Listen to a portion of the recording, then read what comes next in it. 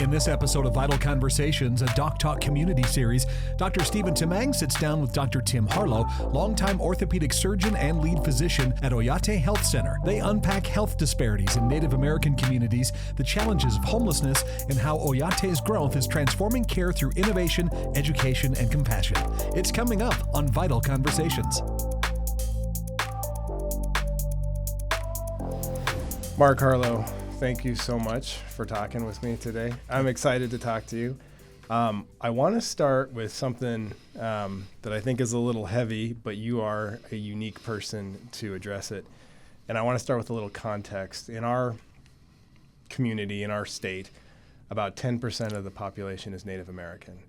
And when preparing for this, I made note of a few really significant statistics, particularly that the life expectancy for that population is about a decade shorter than the U.S. average.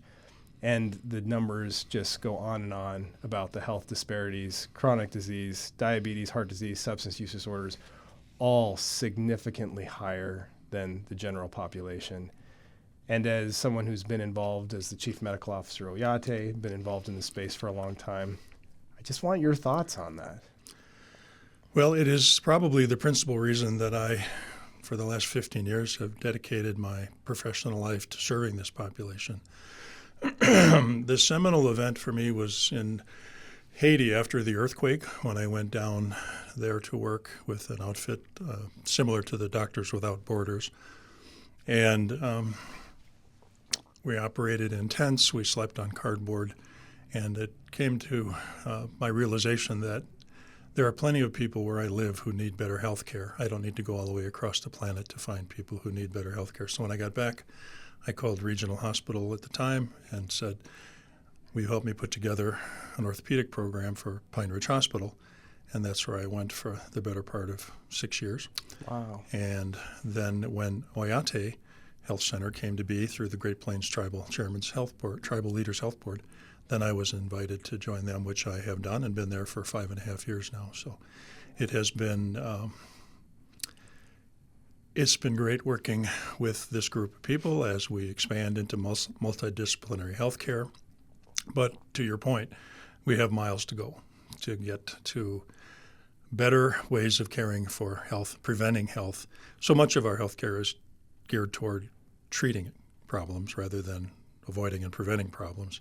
And I think that's where a lot of the emphasis will be going forward, is creating better opportunities for healthy living early on, and then treating the diseases that are endemic in the Native population, diabetes being the obvious one.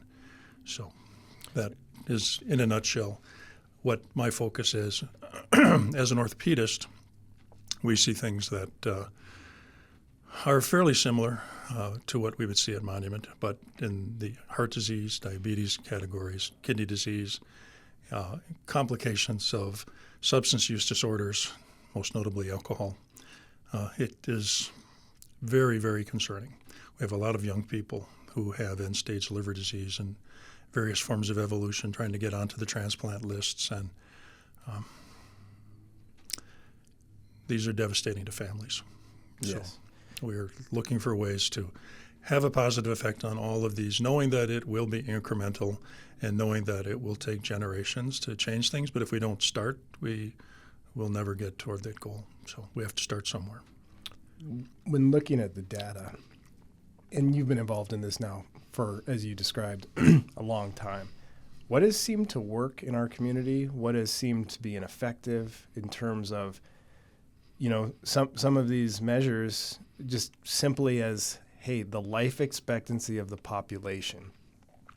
What has been effective at improving these in your view? Well, I can start, excuse me, with putting this right back at you for the work you did to start Project Recovery. I know from the very start, because you and I collaborated before you even had a building, you just had a dream. And that dream went from that first year with 1,000 patients for 12 months to where it is now, which is 1,000 patients a month. And that is an extraordinary impact on our community for substance use disorder, which is incredibly damaging to all populations, but more so to the Native American and the unhoused population, which is not specific to Native Americans, but in the majority it is in our part of the world. So that has had a huge impact. I think the advancement of the medications that we were talking about earlier to address diabetes, which then have moved over into weight management drugs and also into addiction care. So it's quite extraordinary to see how that impacts our population. It is worth noting that our user population at Oyate is over 24,000 that are impaneled to our care. And so we have quite a large slice of the community that we care for. And again, multidisciplinary services. In the old way of doing things, for instance, dental, was structured in a way that people had to line up outside the building before dental opened, and that means in all weather. So there were times when I would go to work at 6:30 in the morning, and there would be 10 people standing outside in sub-freezing weather, waiting to get into the building to sign on so they could perhaps be seen that day, but perhaps not, depending upon what the day brought. Most of us can't envision what that would be like to have a dentist appointment that required that. Well, today, in our new building with 24 chairs, we have 4 full-time dentists. We're in the process of hiring a pediatric dentist, working with a community-based dentist to utilize his operatory for sedation dentistry. So that's just one example of one service line that's expanding services to meet what you and I would agree is the standard of care. But it hasn't been the standard of care for Native Americans for a long time. So we have that challenge, is to bring the quality of healthcare up to all other citizens. And it needs to be mentioned that Native Americans are the only American citizens who have a statutory right and obligation to be provided with health care. Since 1868, their ancestors prepaid for this health care by signing on treaties. And here we are, the group, the first Americans, the only ones entitled to health care by statute, are the ones who have been receiving the worst health care. Yes, and I think, excuse me, a lot of people don't realize that IHS is a federal agency under HHS that was established, my understanding, is part of those treaties to provide health care. And we'll get into that a little bit more. But I'm curious if you are optimistic about the future in this regard, or if you feel like we're stagnating or on the wrong path. I'm very optimistic. I think for the first time in forever that it's a level playing field. And we are using all of the opportunities we have to bring in quality medical and dental people, the therapies we have. To expand on my comment about multidisciplinary care, our core business is primary care, both primary and urgent care. But the other services we have are dental, a strong emphasis on behavioral health, a strong emphasis on women's health and prenatal care. We have our own imaging facility with our own MRI, CT scanner, 3D reconstruction capability. We have an optometry department staffed by excellent optometric physicians, and are in the process of building a relationship with the Eye Institute. We have a very extensive therapy area for physical therapy, occupational therapy, speech therapy. We have up on the second floor the SDPI, south of the Special Program for Diabetes for Indians, that is thriving. The numbers of visits we're getting there for people who are coming in for dietary consultations, for weight management, is growing all the time, run very well by Stephen Yellowhawk and Devlin and their team. We have an audiologist now. For the first time since I've been with this organization, we can buy hearing aids for our patients. And I could go on. But the point is, we are moving into the 21st century for healthcare, which is long overdue. And that's really pretty amazing. I don't know if everyone has a full background of Oyate. I'd like to explore that a little bit more. And really, it's a relatively new organization, correct? It is. It came to be roughly 6 years ago. It utilized what is called the 638 legislation. In 1975, President Nixon signed into law the Indian Self-Determination and Education Assistance Act, federal law number 638-, etc. And so that's why it's abbreviated 638. The 638 allows tribes to declare independence from IHS and stop IHS as serving as the middleman between the dollars that leave Washington and end up at our spot to be able to care for people. So, and this is not a new concept. Of the 573 federally recognized tribes, over 400 of them have invoked the 638 legislation to become independent, self-governing, and self-managing. And so that's where we are. There are a series of milestones that need to be passed in order to achieve that status. Our excellent leadership group at Great Plains Tribal has gone through that, Title I, Title V, and now we are a fully fledged, self-governing, self-managing organization, Oyate Health Center. It is quite difficult to imagine starting an organization in 2019, 2018, and build it into a multi-subspecialty group that on the ambulatory side.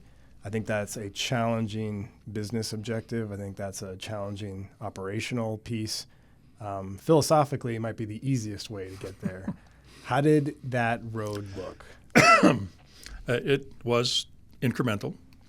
We started small in the old Susan Hospital, a 90-plus-year-old building that served the purposes in times past, but before I got there, and for reasons I don't fully understand, so really can't speak to, they lost their accreditation as a hospital because they were an inpatient facility at one time. Then they lost their accreditation for an emergency room, and then they became a clinic and an urgent care facility. And so that's where I started, and I fully embraced the dream as it was outlined for me by Geraldine Church and her excellent team of executives at Great Plains Tribal. And then we all have rolled up our sleeves and made it happen. So, and I did neglect to mention one extremely important department that is pharmacy. Our pharmacy is one of the busiest, if not the busiest, pharmacy in the state of South Dakota. Last month, they filled over 26,000 prescriptions. Wow. 1 month. And so we serve a lot of people in that regard, too. That's surprising, actually. Oh, yes. So it's a thriving part of our business. It's right on the main floor when you walk in, and always busy. And I would be remiss if I didn't also mention, well, it's hard to mention everybody, but another aspect of our program that I think has made a huge difference in not only the quality of our care, but access to care. And one of the things I learned very well when I worked at Pine Ridge was that the reasons that people couldn't come to their appointments were almost always because of transportation problems. Yes. They didn't have a vehicle, they didn't have gas money for the vehicle, and I thought when I got up here to Oyate, how do we address that? So we have put together a program that we call MVO, Motor Vehicle Operators, and we have government and private vehicles that we send out every day, all day, to pick people up and bring them to their appointments, to bring them their medications when they're homebound, and to meet the needs of other clinics. So we won't just bring them to our building. We'll pick them up and take them to Monument or Black Hills Orthopedics or wherever their appointments are.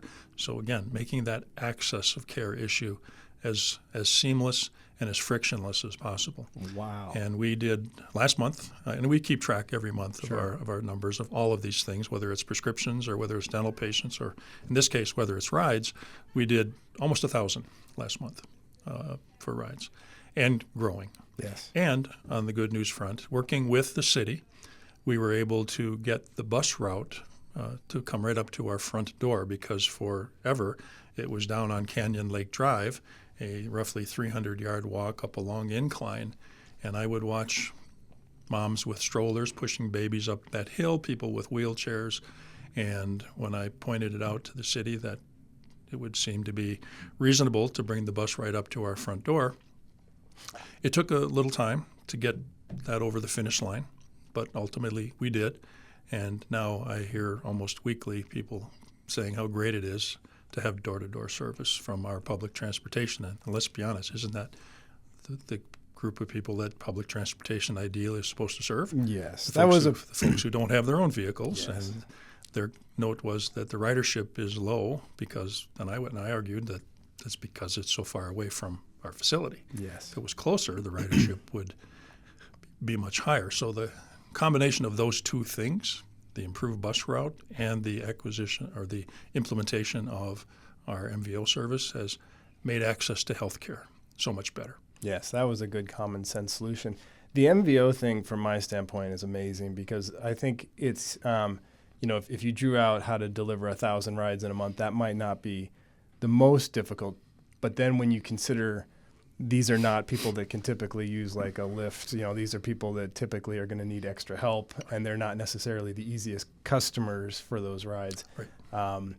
It gets a whole lot harder. And so to deliver 1,000 rides in a month span, even to have that program from a sustainability is pretty amazing. And I guess my mind always, when I think about these ambulatory clinics, it's just a hard business. It's just a hard business to run an ambulatory clinic because there's huge liabilities. The staff is skilled and demanded. It's tough to hire. I'm telling you things you all already know. And so I look at Oyate and I look at the progressive work you're doing, and I look at the patient population, which historically might not be the best payer source. How do you survive? How do you, from a business standpoint, hang in there? Medicaid expansion, excuse me, has been a big part of our ability to keep our nose out of water financially. Because if we don't have a payer, our funding mechanisms and our funding allocations are far below what our needs are. We get a pot of money every year from the federal government to provide care. And last year, we needed twice what we were allocated in order to meet the needs of our patients. Quite amazing. We are given a number X, and when we looked at the end of the year how much we spent through that funding mechanism, it was 2X. And there's a lot of zeros with that X. Yeah. And so thankfully, through efficient management of the Medicaid expansion and utilizing the payer sources we have, our revenue cycle allows us to offset those costs so that we are staying with our nose out of the water. And I think that's what all healthcare facilities have to face in today's world. You and I have seen it happen. I've been at this quite a bit longer than you, but I remember when our margins were favorable, where our expenses were low and our reimbursement was good, and the margin compression over the decades has become very difficult for a lot of medical practices to stay open. It's a tough business. Expenses continue to rise, reimbursement continues to shrink, and now that slice between those two, that is what we as private practitioners call our take-home pay, is no longer there. So that's why so many young physicians today are not going through the private sector, private practice pathway. They're going to an employment model. And I'm not saying that's good, bad, or indifferent. I'm just saying that's the economic reality of where we are today. Yes, and I was taking a look at Oyate's annual report. It was impressive. I think they noted over $3 million in third-party billing, which I think some people might look at Oyate and say, well, this is a heavily, subsidized portion, which in some ways it rightfully is. But it looks like you're also making a lot of progress in dealing with regular insurance, CMS, et cetera. We are. When I started, our balance was 45% of our patients had some form of insurance, whether it was Medicare, Medicaid, Blue Cross Blue Shield, United Health, et cetera. And 55% of our patients were what we called uninsured. And the irony of that is inescapable because they are technically insured by the federal government, right? But for the purposes of our balance sheet, we consider them uninsured. Practically. So fast forward now 5 years and 4 months that I've been with Oyate, and not because of me. We have people in our what we call a PRC department in our business office that are incredibly good at getting this work done. Sonny and Nico, to name the two that are at the top of those departments. Because of their amazing work, we are in a position where we can make this work. So, and when you talk about funding with IHS, it strikes me, and not just me, it strikes the literature that it is substantially underfunded. For example, per capita spending for IHS patients was about $4,000 compared to about $13,000 for the U.S. population. So, and that is initially intended to be comprehensive care. Now, I know that there's nuance there. I know that just because you have IHS support doesn't mean you can't get CMS assistance in some capacities. But across the board, it struck me in doing the research for this topic that IHS is severely underfunded in regards to what their goal statement is and the amount of capital they put towards that. And not just their goal, their obligation. Indeed. Again, I go back to the Treaty of 1868 when this was all prepaid. And yet here we are with this subset of Americans receiving the least amount of funding for their care compared to Medicare, Medicaid, veterans, CHIP programs for children. Native Americans are at the very bottom of that bar graph. That's yes. probably the data that you have. And that's correct. And that does not appear to be like questionable data. That appears to be very validated.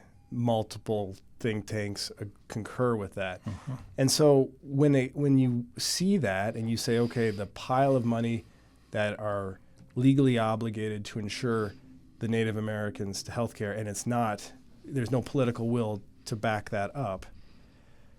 What are the steps there? What's happening on the ground? What is the push? And is that a federal thing? Is that a state thing? Is it both? It's both. Medicaid, of course, is a state program backstopped by the federal government with what came out of the Affordable Care Act. No guarantee on how long that will be in place. The FMAP, as it's called, the Federal Matching Assistance Percentage, is favorable. But if that goes away, then the balance sheet changes substantially. But for now, the federal government's support of it. And I will tell you that I've met with Senator Thune and his team. I've met with Senator Rounds and his team and tried to make the case for creating a single boundary around North and South Dakota to establish it as a single, what's called a CHSDA. CHSDA is shorthand for Contract Health Service Delivery Area, now called PRC Delivery Area, Purchased and Referred Care. Yes. So anything that we can't provide under our roof of a tribally owned, tribally managed facility, we have to outsource.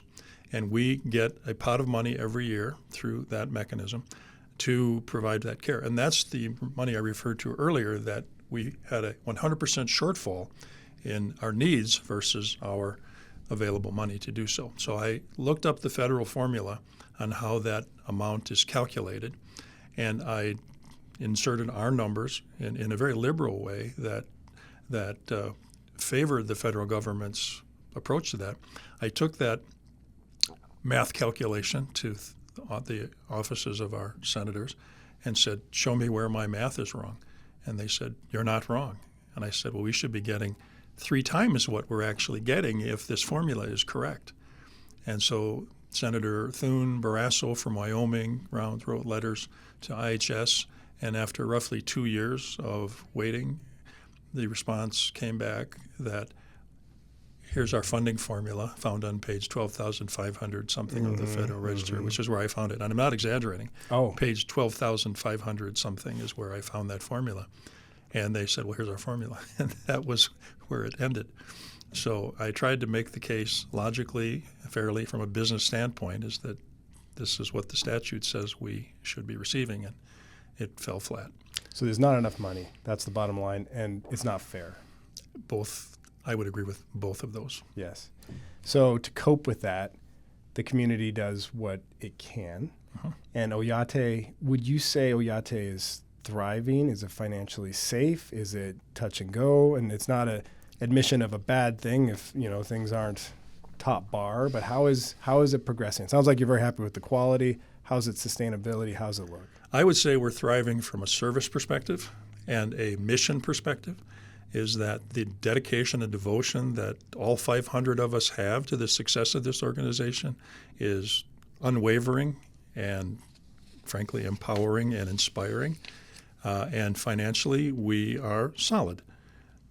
That's fantastic. So from a community standpoint, that's what leads to your optimism. You feel, and I don't want to put words in your mouth, but you feel like the level of services are better than ever before. You feel like the trajectory is better than ever before. Is that fair? I think that's fair and accurate, the way I feel about Oyate and what we have all accomplished together over the last 5 years, and the horizon is bright from my perspective. Again, the devotion and the commitment of the people that I work with to serve our, as we call them, relatives, with the concept that we are all one family and we all deserve the very best that we can offer. that we are going to be successful. One maybe area that we can continue to see improvement is the application of standard third-party payers for Native Americans. This is something that I think a lot of groups look at and hope that over time the adoption occurs. Currently, if you look at statistics in South Dakota, median household income for Native Americans is $22,000, less than half of the standard homes. There is 40% with food insecurity and 58% with zero savings. So I think when I look at those figures, it seems like we're in quite a hole. And in order for that particular group to catch the economic winds of the market system that we ride on a daily basis, it doesn't seem to me to be a secure, something you can count on, but it seems like something we need to move towards. I agree. And I think it is, once again, a several generation goal. But I can tell you what we're doing to address it in our small way at Oyate, and that is to become a center of excellence, not only for healthcare, but for healthcare education. And that is my new emphasis. I'll be moving out of the chief medical officer role and into the chief academic officer role. As you know, I've been on the faculty at the USD Med School for decades, and I have a dual appointment at the med school in Wisconsin for orthopedics and anatomy, and I enjoy teaching greatly. So this moves very nicely into what I would argue is my sweet spot, to be able to work with med schools, nursing school, pharmacy school, therapy school, high schools, and make Oyate a center for education, preferentially but not exclusively for Native American youth. And you also know that I've donated and endowed a substantial six-figure sum of money for scholarships that are preferentially awarded to Native American high school graduates who are going on to further education in anything related to the healthcare field. Yeah. Doesn't matter to me. Med school, nursing school, pharmacy, custodial school, business school, I don't care. I want to provide opportunities for young Native American people to get career goals in mind. Yes. And that's what I think I speak for all of us at Oyate when I say we want to be a destination for careers, not just part-time jobs, careers. So when you see trajectory change in the positive, do you feel like the youth, is that the sweet spot where the most of the effort should go to? Is it homeless care? Is it all of the above? All the above, but I would say a stronger emphasis on what we can do for the young people to create that future. Yes. Because ideally that would be where we wish to go with Oyate, to be predominantly, not exclusively, but predominantly of, by, and for Native Americans. We've even had conversations about what it would take in the days and years ahead to establish an indigenous medical school where we can train with traditional medicine, Western medicine, but incorporate traditional healing practices as well, and make that a destination for students from all over the country. Wow, that's an interesting idea. Is that done elsewhere? There are other similar programs, but not the same. Yes. There is currently no med student or med school that's dedicated to that particular goal. There are some that are close. The person on the lead in this is Don Warren, Dr. Don Warren. Great guy. Exceptional person, incredible man. And his brother Jimmy just the same, and their mother Bev, who was inducted into the Hall of Fame here just a couple of years ago for her work with the South Dakota State University Nursing School. I mean, an extraordinary family. Don is the point man, and I've told him that I am here to help and be his wingman for as much as I can. And it's his vision, it's his genius that's going to make this happen. But he is on the faculty at Johns Hopkins, and they have their resources, which are substantial. Before that, Don ran the InMed program in North Dakota, Indians in Medicine, which got young students ready to take the MCATs and then ultimately get into med school. So he's done amazing things. Yeah. He is doing even more amazing things going forward. That sounds like a good entry point for a lot of people. You mentioned Great Plains Tribal Board.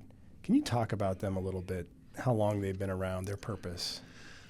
I can tell you what I know. I will profess that I'm not a student of that exactly, but it's been around a long while. Yes. The part that I know is when Geraldine Church came in to be the CEO and president of Great Plains Tribal Leaders Health Board, and I believe that was somewhere in the last I don't want to misspeak, but I think Quite a while. it's quite a while. Yeah. And I know I've heard her say that when they started, they were a very small shop with very few employees. So now for her to see the Oyate Health Center in conjunction with Great Plains Tribal and the Epidemiology Center with over 500 employees, Yes. 200,000 square foot building. And she is the principal author of this story, which is quite an extraordinary legacy. And I know that she has been nominated, because I nominated her along with Hanny Shafi for the Hall of Fame for our state. Because if you measure one's worthiness for the Hall by one's accomplishment and how many lives one's work has touched, she should be a first ballot Hall of Famer for the work she does. So That sounds like a pretty reasonable benchmark. When it comes to, I think, Native American care in general, I think people get confused in regards to all the different groups that are sort of working in that space, because you have the U.S. government that's involved with IHS, you have various boards, and then you have tribal leadership, and it gets confusing. In your mind, how do you frame it out? How is tribal independence? Because some people look at it and they're like, well, there's almost like parallel governments at work here. Other people look at it as it's entirely a governmental program. And then the nuance becomes how much of this is just Native-run, normal capital business. How do you frame these issues out, or do you? the Great Plains Tribal Leaders Health Board is comprised of 18 tribes and 18 tribal leaders, and they are our governing body, in effect. We have our governing body for Oyate, of which I'm a member, but the other are the ones who really direct what our goals are. Geraldine works with them all the time. Geraldine is the consummate politician in navigating the complexities of tribal sovereignty, and I don't claim to understand. That's well out of my depth, but I have watched her manage meetings, and she does so adroitly and does so with incredible diplomacy. It really is a master class in diplomacy to be in a meeting when things get contentious, and she has this gift for bringing everybody back on point and getting things accomplished. But that is not something I can speak to any depth. But no, I again, understand. I know what I know, and I know what I don't know, and I stay out of the way when I don't know. That's always wise. It just strikes me with Oyate popping up in a relatively short amount of time, and its trajectory has been impressive. In reading, it appears there's quite a few future plans with Oyate as well, as far as expansion and things of that nature. What are you looking towards in the future?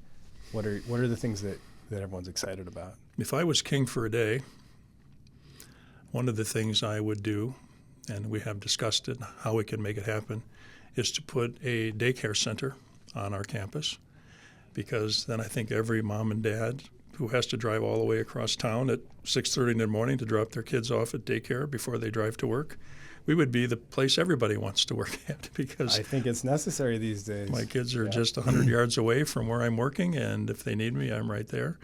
And that would be one thing.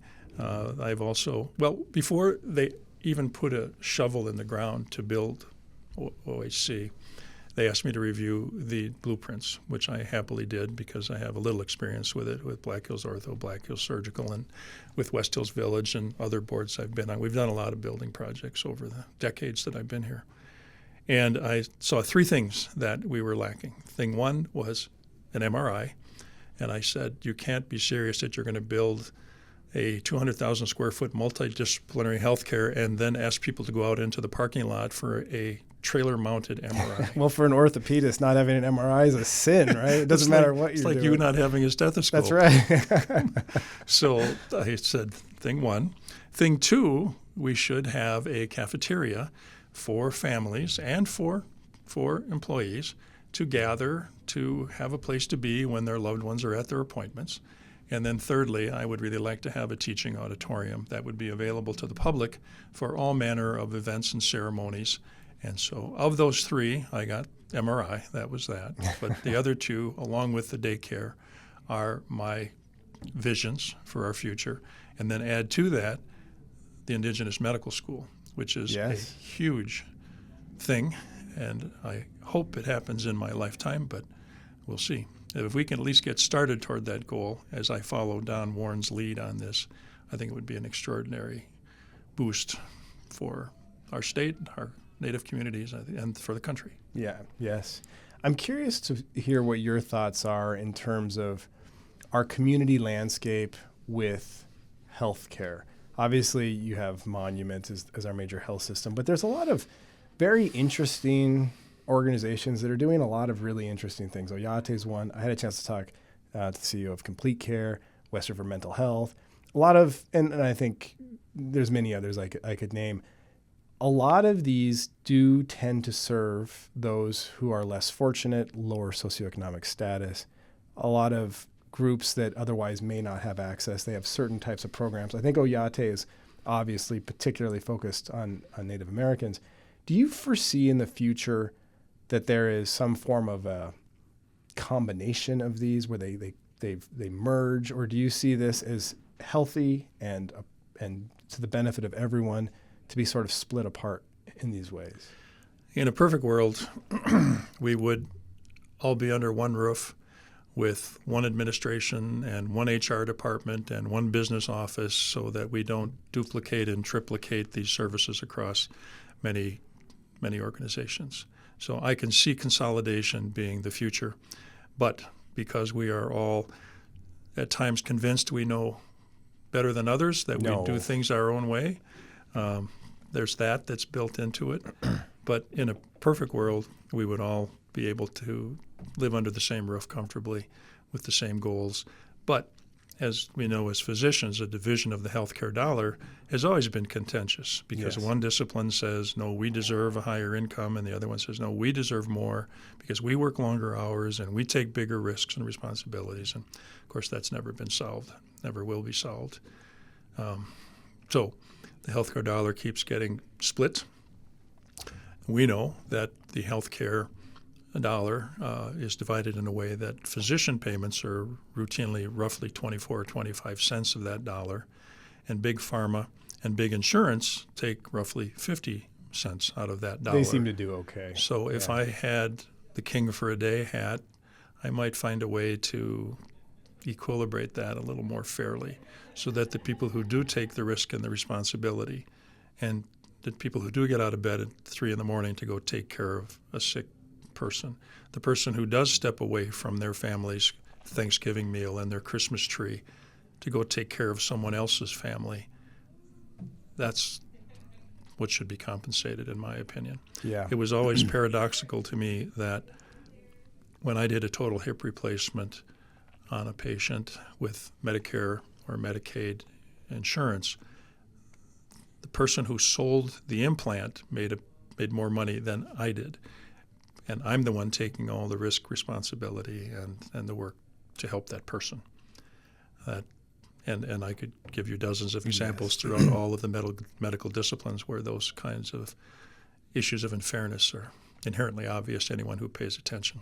Margins are funny things and where they lay, like software these days. It's interesting to kind of think about it from a systems-based standpoint in our community, and you could sort of lay out you have a population, certain percentage are Native Americans, certain percentage have homelessness, certain percentage can't navigate the system, and you have this series of tasks. Like if it was laid out in sort of like, this is the work that needs to be done, these are the resources, and then we split it among like 12 different organizations that are trying to do it. It's hard to imagine that we have the best system in place, but I also think our community is kind of, I don't think we're doing bad. I think we have some very thoughtful leaders, and I think sometimes being smaller creates a degree of urgency, living a little closer to the line. We don't always have huge cash on day hands, small companies. So they're, very much interested in being efficient and less bureaucracy. So as far as our community goes, I'm very pleased that Oyate's here. I think it was amazing, really, that it got to where it is. I think if you had tried to say in 5 years, when you started it, in 5 years, this is where we're going to be, I imagine that would have been quite a hard thing to imagine. Yes. Yeah. Yes, it is extraordinary to see how many people are buying into the dream and willing to give it their full support. And our future is very bright. And on that same note, this morning was our biweekly meeting down at the Care Campus, talking about how our community embraces the needs and how many people are dedicated to serving the needs, underserved and otherwise. But every other Thursday morning, we have a meeting at Care Campus with all the agencies that address the needs of the underserved in the community. And you and I being on the board at Cornerstone, we know we're there. Lisa and I were there this morning. You have the Quality of Life group from the police department. You have the Journey On people. You have Volunteers of America. You have the veterans people. It's really a great collection of 25-odd people who are dedicated to serving others in times of great difficulty. Usual suspects, I call Our them. community is extraordinarily generous, and Yes. you know that from Yes. Cornerstone. The number of people who donate to Cornerstone is, 2,500-ish. Mm-hmm. And some give $10 a year, and some give six-figure amounts per year, depending upon their abilities. And it's humbling every year for me to look at the numbers of support that we get from folks who believe in what we're trying to do. And you know my philosophy on this is that I want to spend every dollar that's donated on the purposes that are intended by the giver so that we can meet the needs of the community. And it's a private sector enterprise. We are not subsidized in any great amount.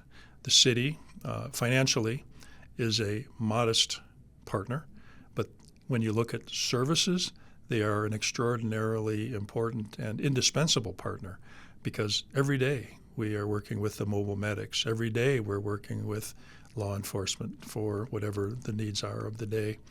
And so the city has been an exceptional partner in this, and the county as well. I don't want to dismiss Sheriff Mueller and his group at all, because, again, passionately dedicated to doing the best they can with difficult situations, as we are at Cornerstone. Yes. And so you wear many hats, obviously Chief Medical Officer, and someone who's worked hard to develop Oyate has been your principal focus. But you're also very much involved in the care of the unhoused. Yes. This is, I think, one of the ways I got to know you well, and I am very grateful to be a volunteer for Cornerstone as well. Trends for homelessness is something that nationally we're seeing increase. Looks like from the point of time calculations in our local community, I know some of those things are still being looked at. Where are we doing locally as far as the homeless population? Well, it's the right question to ask, but it's the hardest question to answer. Yes. Because no one has solved it.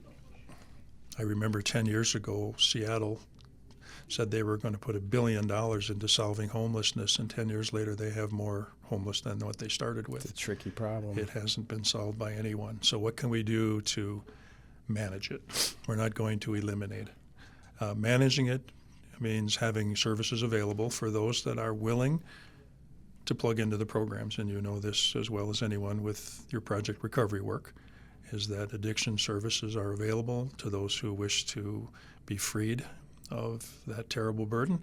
But if they're not ready, that's not going to work. We can't force them into it. And we have a subset of citizens who don't want anything to do with the normal responsibilities that come with keeping a home and or an apartment. They prefer to live independently, and that is their right and their privilege. So that subset of folks are the ones that we provide meals for when we can. But they have no interest in taking employment, and frankly, who would we recommend them to for employment? Right. And so that is something we just have to accept, that there's always going to be that subset. So we're talking about the other group of folks who have fallen on hard times, who need a hand up for a period of time, who need medical care for mental illness, for substance use disorders, and so forth. So if we can identify that group of folks who need and want our help, those are the ones we can help. And that's what Cornerstone's always been about. There's a series of what I call bridges to get to what's next. And you know better than I that relapse is a necessary part of recovery for most. So we don't judge, we don't punish. If you've fallen backwards, let's start over. Let's get back on track. And when they come to Cornerstone, everybody checks in. They get assigned a case manager, And then we start with helping them find employment if they're willing and able. And once they have employment, then we help them find housing. Once they have housing, we help them with a gift certificate to our thrift store for furniture, dishes, linens, and so forth. And then we provide continuing support for whatever health care needs they are. So it really is a continuum of support and care if they are willing and have the strength of character to plug in and make those changes in their lives. We have some great success stories. We have some that aren't so great that have recidivism. That's just, again, part of recovery. So complicated, so far not solved, but we can help those who wish to be helped. And that's what we do, as you know better than I. Cornerstone's mission for over 40 years in this community is to feed the hungry, provide a roof for those who are unhoused, treat the sick. That's what we do. It's what the community supports us for. That's our obligation to the folks who write us checks large and small. Yes, and I feel like the current landscape for homelessness across, we know the point of cares across the country are rising. We know that this last point of care homelessness across the country was the highest we've seen in a long time. Now, the numbers are very difficult to determine accurately. It's, as you know, it's literally a roundabout. It's an estimate. Yeah, it's a cross-sectional snapshot, which isn't really meant to be the number in and of itself. It's meant to show a trend. Right. And this last year was very high. I think the numbers that I'm preliminarily seeing in Rapid City were not terribly bad. I don't want to quote it because I couldn't find a solid thing for a point-in-time count, but the last one from 2023 was about 500. I think it's right about in there now. But working with Cornerstone, of course, Journey On, my work with the hospital, I would say we feel the effects of an increased population in homelessness. And that might just be because we're rising as far as overall population. But an alarming statistic in our community, 76% of Rapid City's homelessness identified, or was, I should say, Native American. So that brings us back to our other point, and I think it's there's kind of this argument, and I want your take on it, that sometimes we create too much compassion, we create some sort of magnet situation. But when I look at this, I've never believed it in our community. I don't think we're even close. I think if you spend $10 billion in Seattle, you might be getting there. You probably are. But when I look at our community, I don't feel that. And then when I see that the majority, a strong majority, are actually Indigenous folks, that really speaks to me that this is not the argument. Now, plenty of people disagree with me on this, but I'm curious as to your thoughts. I will tell you that the numbers, whether it's through the point-in-time count or otherwise, are reflected at Cornerstone. And the number of meals that we've served this year are up. And just last week, when it was minus 26 degrees, on that Monday and Tuesday night, we had 176 people in our building that's zoned for 90. And that makes me very uncomfortable because of if there's a fire, we would have a tragedy. We need to do better to provide these warming shelters and give people a safe place to be on these bitterly cold nights. Yes. That's the climate we live in. We have these risks. We have the two people that are in respite beds right now are frostbite victims. So I think that at minimum, we need to find a way to protect folks from the elements when they come to this degree. 176 people in that little building is still mind-boggling to me as to where every square foot of hall space and floor space was occupied by a mat and a cot. Yes. Plus our normal 100 beds were full. So no matter what the pit count tells us, the numbers are up. Yes. The actual numbers. So what's next for us? And I think using our methodology of plugging people in, getting them a case manager, if they're willing to be employed, helping them find employment. Once they do, getting them an apartment or a hotel room as an interim option, and using the resources we have. Emergency shelter is what Cornerstone, I think, is known for. But as you lay out, there's so much more. We have the apartment piece, we have the women and children's, and so much we could go into there. But when it comes to emergency shelter, there's a lot of question in our community whether there's enough, whether we have enough capacity, whether we have the right zoning or rules as to who's allowed to do it. It's controversial. There's strong opinions. It's at city council, and there's a lot of polarization on that. I'm curious. There's probably no one better to ask his opinion than yours. What's the right amount of emergency shelter? What's the right amount of organizations doing warming? Where is the city's involvement where they should draw a line, in your opinion and experience? Well, that's a great question. The challenges of having them open and unregulated is what can happen with folks who are allowed to continue to use their substances and they're not closely supervised. I can name 2 incidents in the last 5 years where tragic deaths resulted from people coming in with a water bottle that was filled with vodka and then going out in bitter cold and being numb to the cold because of drinking. Yes. They succumbed to hypothermia. And another gentleman who was one of our people at Cornerstone who had unfortunately frozen to death under a bus at the church that is kitty corner from the care campus. He had a key in his pocket for the apartment that we had arranged for him through Cornerstone. So here's a man who is 100 yards from the care campus. He has an apartment key in his pocket where he can go safely, and alcohol took his life along with the hypothermia. Yes. So how do we address that? I think the warming shelter concept is humane. It's appropriate. It's necessary. But it has to be supervised, and it has to be managed in a way that is respectful to everybody. We find this at Cornerstone. The reason we have, well, there's a lot of reasons, but one of the reasons we don't let folks into Cornerstone if they're belligerent and intoxicated and combative is because the other folks that are in the building who are playing by the rules, we have our 59-bed dorm upstairs. Yes. If we put 58 men in that room who are needing a good night's sleep so they can get up and go to work tomorrow, and that one belligerent, combative person comes in, they ruin everybody's night's sleep. And this is exactly what those folks are trying to get away from. Right. This is why they've come to Cornerstone, is to find a new path and a better way. Yeah, and can you speak to that? Because people don't get that. People don't understand that a lot of the unhoused are not the severely mentally unstable person that's muttering to themselves along the street. A lot of the unhoused are actually people that can be helped. What's the perception of the unhoused, and how can we do better at less stigmatizing nature of actually trying to help these folks? Well, again, accepting the fact that there are those who need and want help, and we will help them, and there's always going to be a subset of those who prefer not to have any responsibility. I've talked to many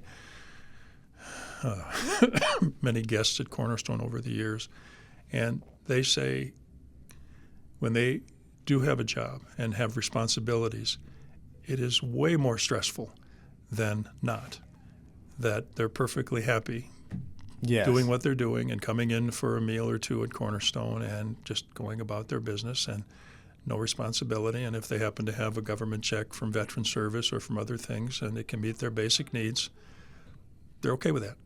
And therefore, I'm okay with that. I don't tell them that they have to live by whatever our expectations are. If that's the place they wish to be, then fine.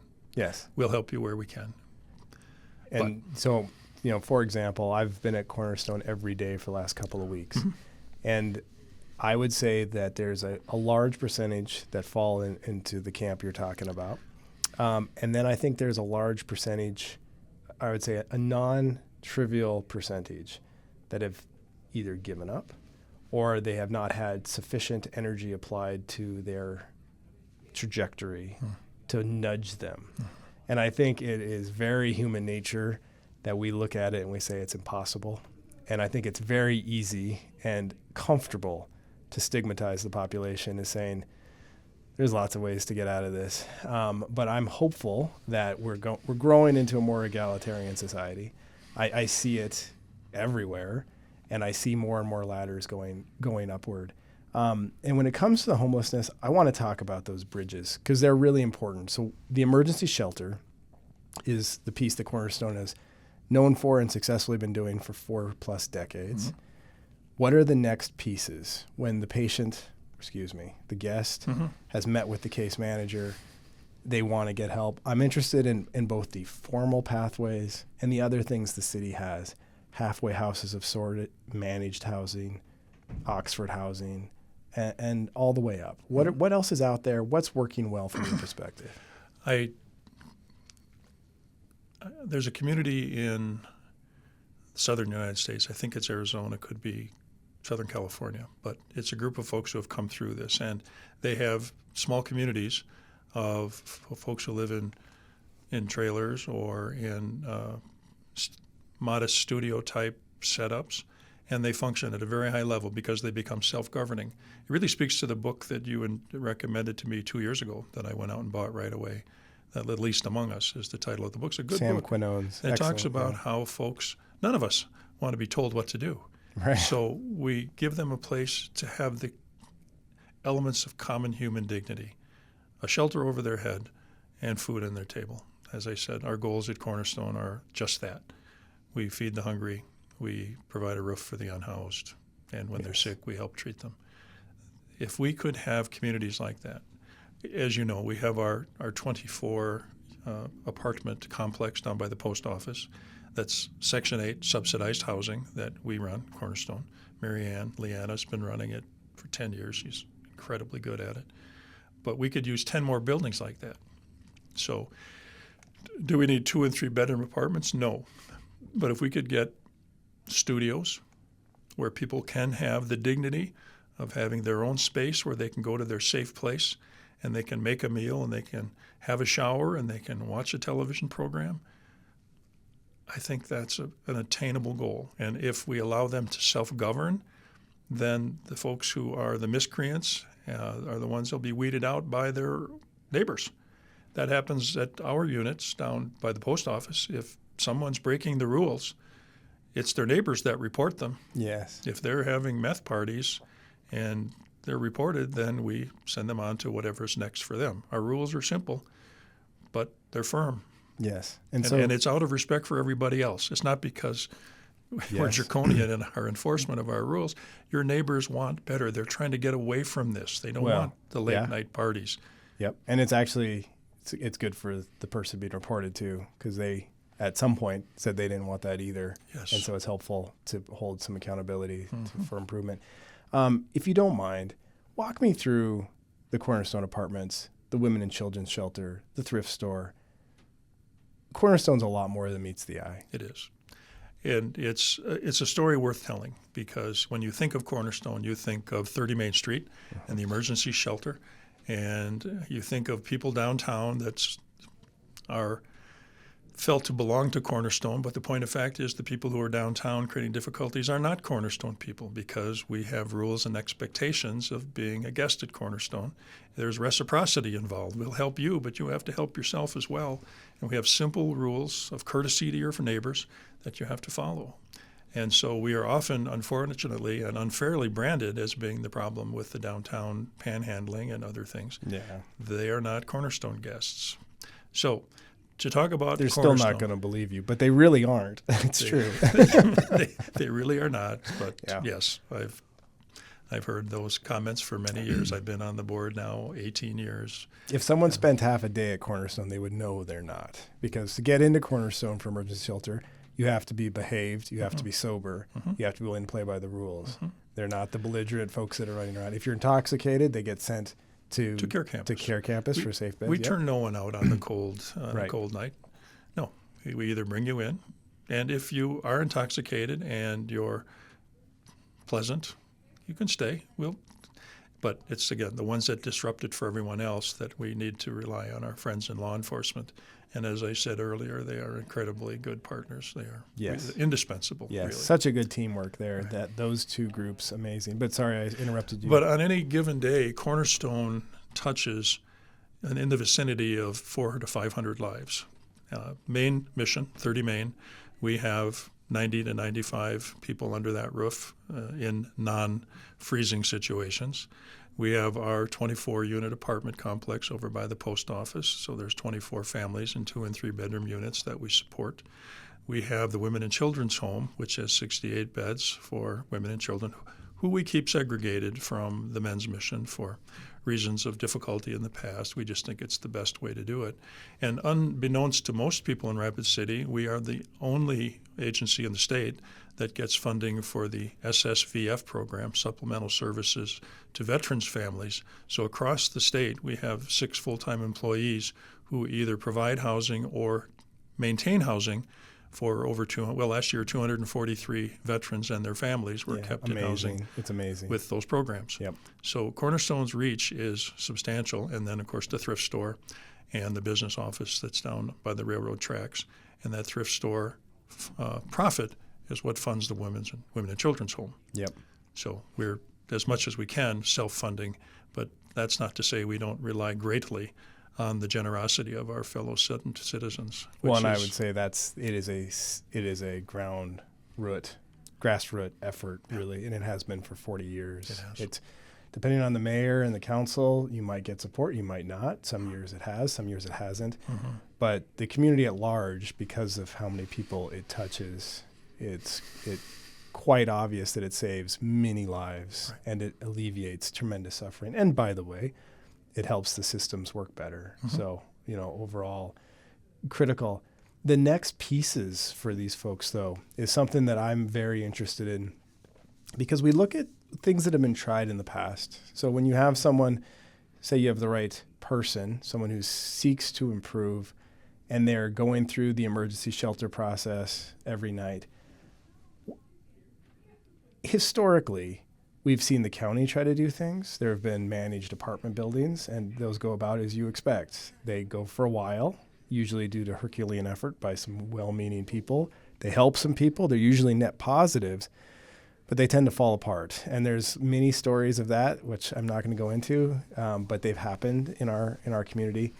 And then you have others that I think really bear more attention and education. I think, it's essentially halfway houses that are run on a small scale.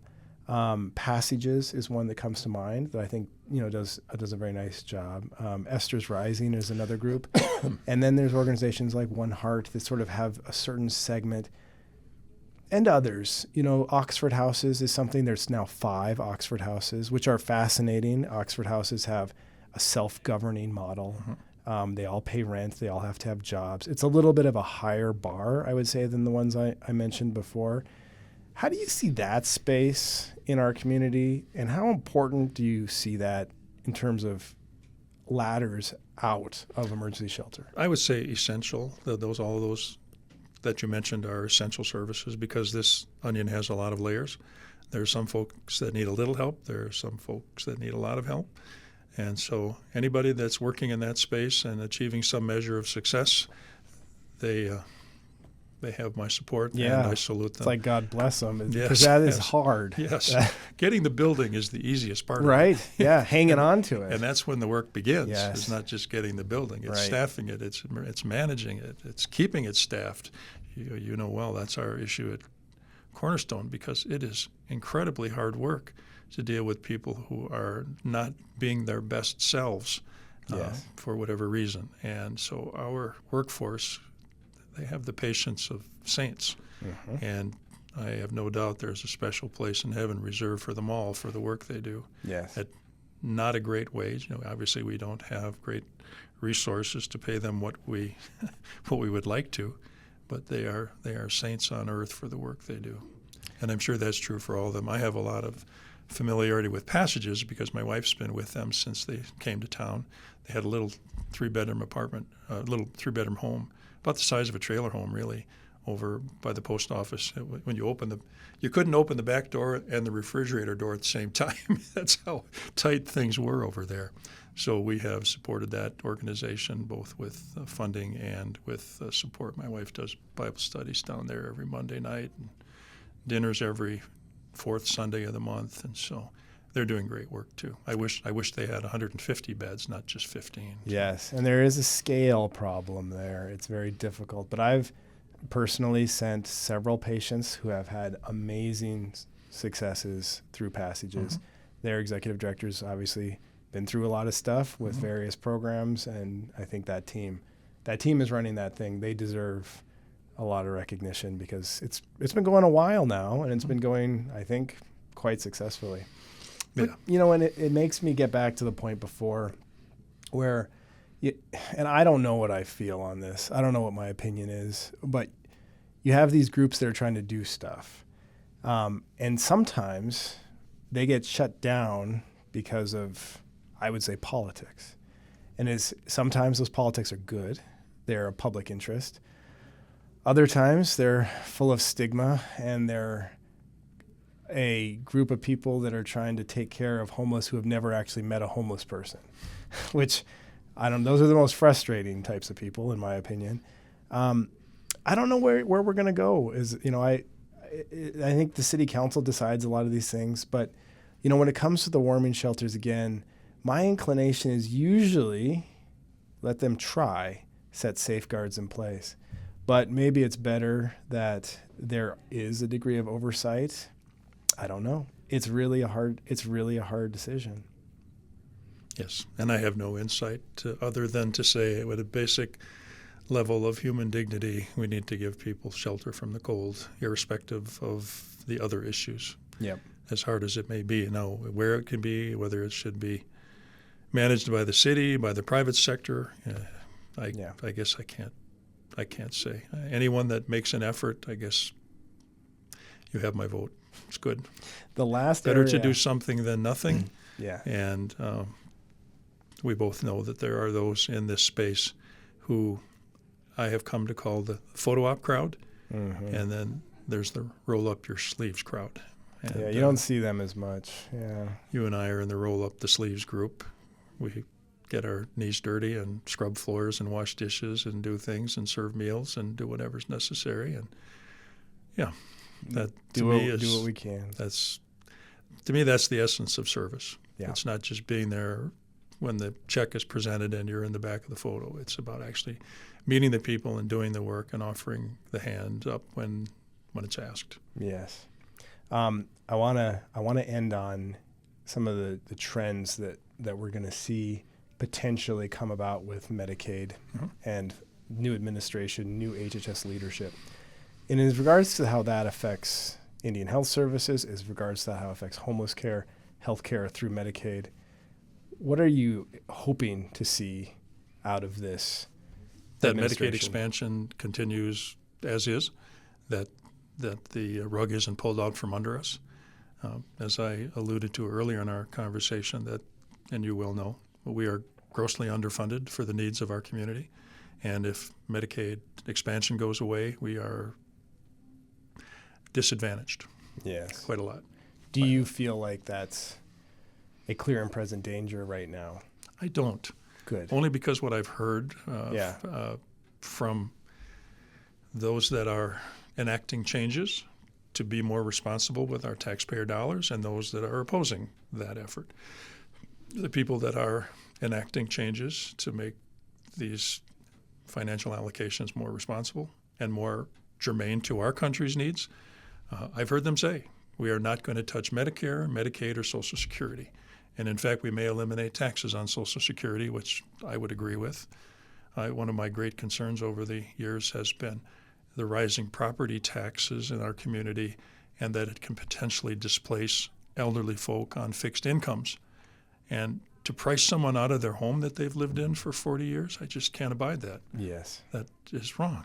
Right. Just wrong. So I hope that they're telling the truth, that they're not going to touch Medicare, Medicaid, or Social Security, and I think we'll be okay.